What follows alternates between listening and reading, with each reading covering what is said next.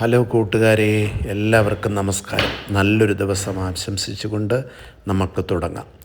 ഇന്ന് ഞാൻ ഇവിടെ ചെയ്യാൻ പോകുന്നത് നല്ല ഒരു തേങ്ങ അരച്ച വെച്ച മീൻ കറി ഉണ്ടാക്കാൻ പോവുകയാണ്.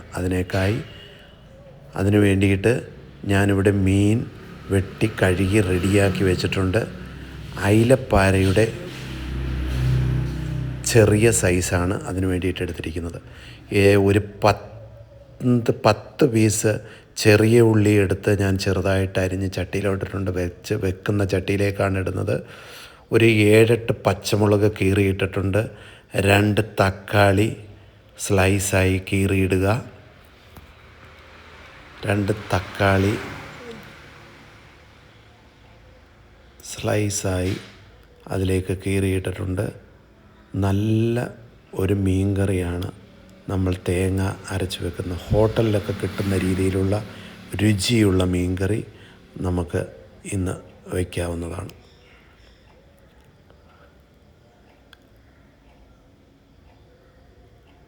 നമ്മളൊരു 10 കഷ്ണം മീനാണ് എടുത്തിരിക്കുന്നത്. 10 മീനാണ് എടുത്തിരിക്കുന്നത്. അതിനേക്കായി നമുക്കൊരു ചെറിയ കഷ്ണം, ഇത്രയേ ഉള്ള ഒരു ഇഞ്ചി കഷ്ണം എടുത്ത് ചെറുതായിട്ട് കൊത്തി അരിഞ്ഞ് ഇതിലേക്കിടാം. തക്കാളിയും നല്ല സ്ലൈസായിട്ട്, നല്ല പഴുത്ത തക്കാളി ഉണ്ടായെങ്കിൽ നല്ലതാണ്. അതിലേക്കായി നമുക്ക് ഇതിൽ റെഡിയാക്കി വെച്ചിരിക്കുന്ന മസാല ഒഴിക്കാം. മഞ്ഞൾപ്പൊടി 2 സ്പൂൺ, മുളക് പൊടി 2 സ്പൂൺ, മല്ലിപ്പൊടി, അതിനാവശ്യമുള്ള തേങ്ങ. ഞാനിവിടെ എടുത്തിരിക്കുന്നത് ഒരു തേങ്ങയുടെ 1/4 ഭാഗം തേങ്ങയാണ് എടുത്തിരിക്കുന്നത്. ഒരു 5-6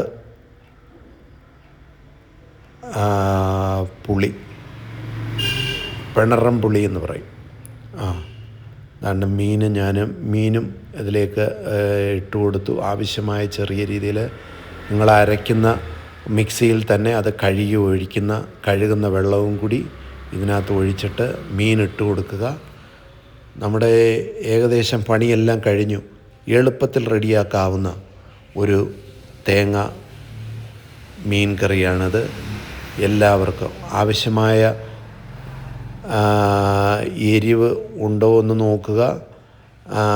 അതിന് ശേഷം മാത്രമേ ആവശ്യമായ എരി വേണമെങ്കിൽ നമുക്ക് പച്ചമുളക് ആവശ്യത്തിന് ചേർത്ത് കൊടുക്കുക. ആവശ്യത്തിന് ഉപ്പിട്ട് കൊടുക്കുക.